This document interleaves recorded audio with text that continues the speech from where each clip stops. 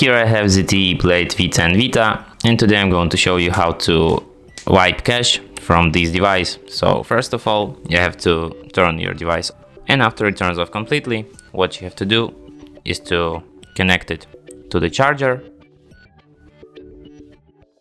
like this, and then hold down combination of keys, power key and volume down at the same time like this.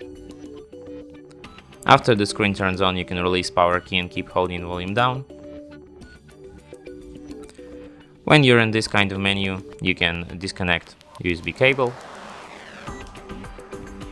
Here in this menu you have to use volume keys to navigate to the option Wipe Cache Partition, and then select it with power key.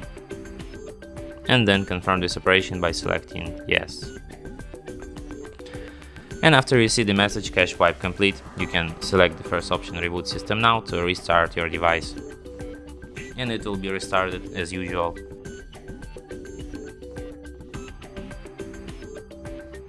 And that's it.